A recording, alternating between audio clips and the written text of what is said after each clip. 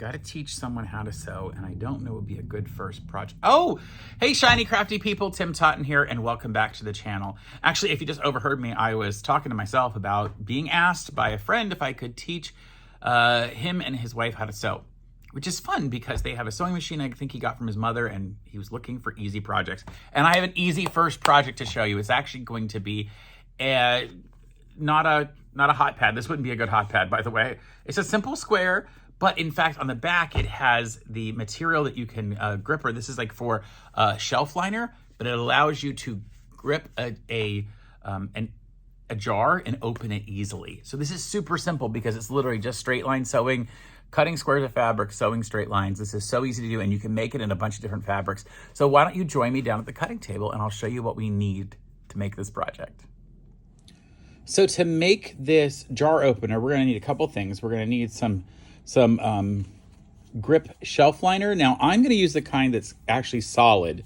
This stuff is solid and it has that gripping material on the back here. But you can also get the gripping material that you can see through. I just like this solid version. I bought this at the Dollar General. It's called Vinyl Top Liner Magic Cover. It was in the home aisle area and it was $5. Now you could do a lot with this, and you could also reline your shelves at home, or you get the kind that you see through, which is fine, but I think this is going to give a little more stability. And we're gonna use this as the wrong side and the gripper part as the right side of the fabric. You'll also need some fabric. Now I'm going to do this with a piece of fabric from our pre-made quilt series. So I'm going to make this one of the pre-made quilt series, and we'll cut a 6-inch square out of this, but you could use some other fabrics, and I would match them to the people I'm making them for. So I might use this Avengers fabric, or I might use this fabric with llamas for my niece. I'll show you those when I get done. And of course we'll need something to cut with, and I'm going to make 6-inch squares actually for this cutter, because it's big enough to go in your hand.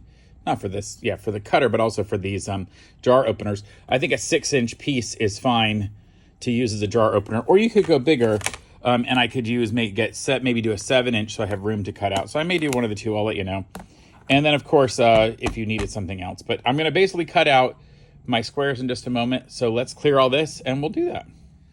So if you were fine with the finished piece being about 5 inches square, which would be about this by this, then you could use the 6-inch ruler and use 1/2 inch seam allowances all the way around. That would be fine to do.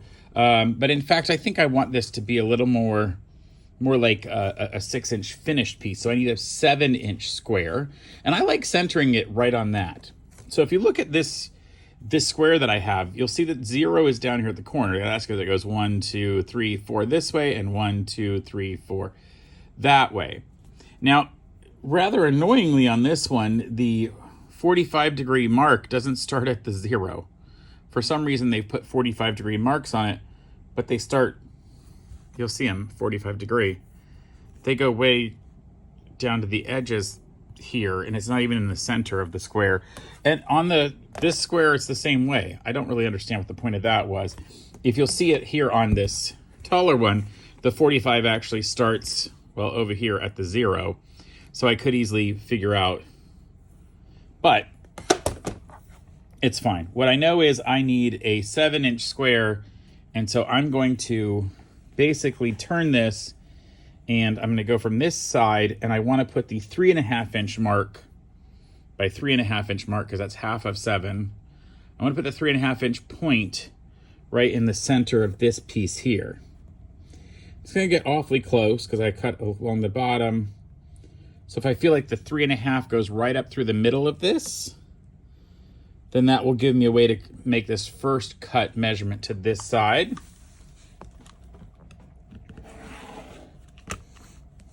There we go. And then what I could do is I can come back in here and turn it this way, and now put my 3.5-inch, put my 7-inch mark at that corner, and then I can cut straight along the bottom edge here. Now I'm doing what they call fussy cutting, which means I'm trying to get a specific pattern out of this, but you don't have to go that way if you don't want. Now I'm going to turn the ruler this way, so my 1s are over here, my 0s here, and I'll put the 7 along the edge here, and then cut up the side. And what I should end up with is a 7" by 7" square that looks pretty much symmetrical all the way around. Now I need 7 by 7 of this vinyl material. And I can do it this way, or I could rip it off. So anyway, I'm gonna open this up and measure out a 7 by 7" square. Now this is a little easier to do because I'm not trying to match anything. I'm just gonna I'm just gonna go here to where 7 and 7 line up to that point and put that point right at this bottom edge. And I'll line up on this side and that side. So now I know that's 7 inches. And go up either side. This is a really great project for someone who has never sewn before or is a novice, because this is all going to be straight line sewing. It's really not difficult to do. What we're then going to do is place the right sides together. Remember on this one I said the pattern is not the right side. It's the material that has a little bit of a dimension to it. That's the right side. And then on my square, this is the nice, right, pretty side. So I'll put them right sides together and line them up. And you're either going to clip or pin these together. And our goal is to stitch all the way around the outside while leaving a section to turn. So I'm going to take some pins, and I'm going to pin it from the inside because I'm going to use a guide. And I'm going to leave a section here that I'm not going to sew. So I'm not going to sew in between those two. I won't sew in there, but I will sew everywhere else around. So let's go to the sewing machine. I'll show you how we do that. So here at the sewing machine, I'm going to use my guide, and I'm going to set it to 1/2 of an inch. And by using a 1/2 inch seam allowance, it's going to let me take a 1/2 inch off each side, which will make this 6 inches by 6 inches when it finishes. So I will start right here at this pin. I'm not going to sew over the pin, so I'm starting right after the pin. And I'm going to sew, and I'm going to back up. Now I want you to know that I'm using the needle up and down position on my machine. And I'm going to set my stitch length to at least 3 or 4 for my machine. You want a little longer stitch because I don't want this plastic material to break apart. I'm going to sew right off the end and cut it, and then take it out and turn it and go right back underneath. This is why it's good for people who've never sewn before, because you don't have to turn that corner and pivot. So now I'm going to sew the other side. And the same thing, just sew right off the edge, cut your threads. Now, if you don't have an automatic thread cutter, that's okay. You can just pull it out and cut. I'll show you what that looks like. I start off the end here. I don't even have to go back and forth to start and stop. If you don't have an automatic thread cutter on your machine, you would just sew off the end, lift up, pull the thread out, and trim it. And then we'll come back and start again. We're going to trim all of this stuff in a minute. Because I started with 7 inches wide, and I'm taking a 1/2 inch off this side and a 1/2 inch off this side, the center square will end up being 6 inches.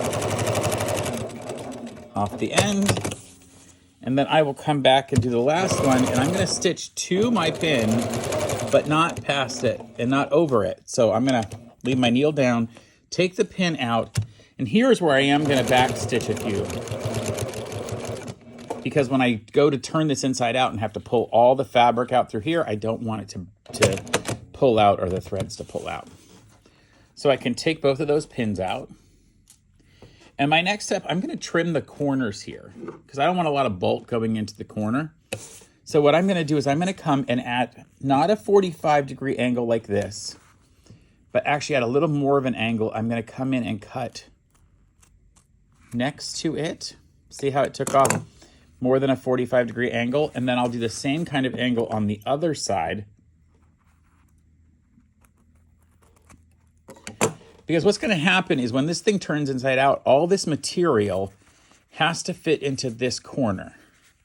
See here? That all has to fit into that corner. Well, it wouldn't so easily fit into the corner if you actually cut it at a 45-degree angle. I'll show you what I mean here. I'll just cut this one at a 45-degree angle.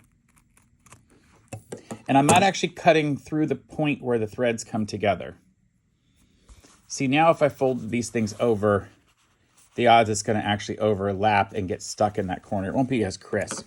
So I do a little more than a 45-degree angle. Cut a little more off. Here's where we can cut some of those threads.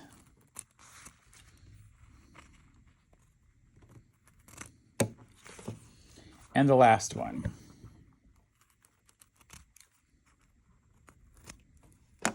All right, let's go turn it inside out. All right, we have that finished. And now because we backstitched right at these openings, we can more easily turn this entire thing inside out.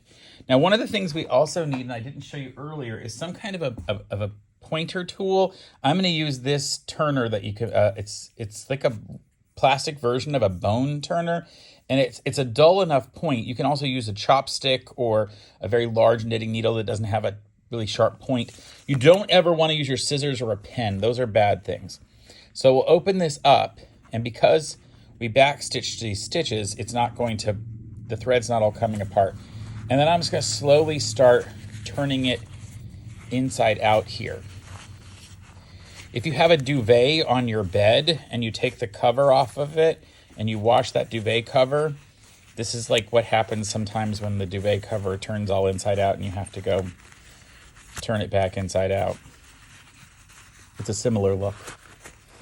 All right, so now we're pushing out these corners. And when it comes through, when it opens, it's funny how quickly it'll just all burst open once you get as much of it through that smaller opening as you can. And I'm just working out these points with my finger for now. I'll come back in with my turner in just a moment. So here's where we work out these points for now. All right, now let's go back with my turner, and I'm gonna reach into there and get to the point and just push it out. It's in there pushing the corner. You don't want to push too hard because you don't want to rip the threads out. Remember, I use a longer stitch length on these. And then we're going to come back and top stitch this in just a minute. You can also go from this side. You can see it more carefully working its way out to a point. Or you can leave it rounded. Sometimes rounded looks good too. So there we have all those points done. And the last thing we need to do is be really careful here. This is where the opening was. So I'm going to fold it and press it with my finger so that it feels like all the rest of the way around. And then we're going to take this back to the machine and top stitch all around it. Now, I really would not use any steam or an iron on this because this is a vinyl material and it will melt. So instead, we're going to sort of press it with our hands. You can use your turner if you wanted and use it as a small non-iron press. Just make sure that point where you're going to stitch. And if you want to, come in here and just give yourself a pin to hold that in so that it stays together properly. And we can start sewing this. So here at the machine, I'm going to use just an edge stitch where I literally line the edge of the presser foot up with the edge of the fabric. Let me give you a different angle. And here you go. You'll see that the edge is right there along the edge. And I will start pretty much at the point. Let me take that pin out. I'll just hold it with my fingers. And I'm going to stitch. Now you could use a matching thread. I'm going to use a contrasting black thread so you can really see the stitch when it's done. And then I stop just before I get to the end because I know I'm going to have to turn it. And if you've done it right, you turn it and it will line up right there with it. Look how nicely that lined up right at the edge.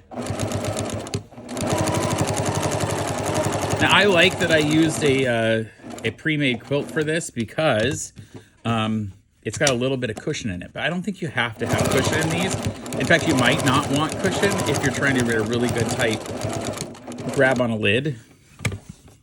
Now that one I went a little bit too far, so I might go in and just back stitch a couple times. That's a little better. And then I'm just going to come to the end. Now it's funny, this gripper at the inside is actually grabbing the surface of my sewing machine and is not wanting to let go. All right, and then I would just trim my threads out of there, and we have finished it on both sides. Look at how that's finished on both sides. Let me show you this in the other ones that I've made. All right, so there's our finished square, and you'll see that grippy material on the back. And I did go ahead and make one out of that Marvel fabric that I had, and I decided I would use the Hulk because he's strong, Hulk, strong. And the nice part is that I didn't use quite a full 1/2 inch seam allowance, and so you'll see this one's a little bit bigger than the other one. It's also a little bit easier fabric to work with because it's doesn't have that cushion inside here, so it might actually work better on a jar. In fact, I don't have a jar with me here at my workshop, but how about I cut to my house real quick and I'll show you what that looks like. All right, so here in the kitchen, now you'll see I have a jar of peanut butter. I really cranked that down. Now, if I use the fabric side, it just slides off you here. But if I use the side with the grippers, it really does grip on. It's so amazingly good how easy that is. There you go. Wow, Tim at my house is interesting. All right, so let's see. Those were super easy to do. It's a great early thing to teach somebody how to make. And I just think you should, if you need to teach a novice how to sew, what a great early thing to start with. And they can easily make something to give as a lovely gift for someone in their life. And you can make it to fit their particular taste or style or match all the other special things we've made out of that pre-made quilt. All right, until next time, I've been Tim Totten. Stay crafty. Bye for now. Gosh, I'm just going to be opening jars all day just because it would be so much fun to do with this.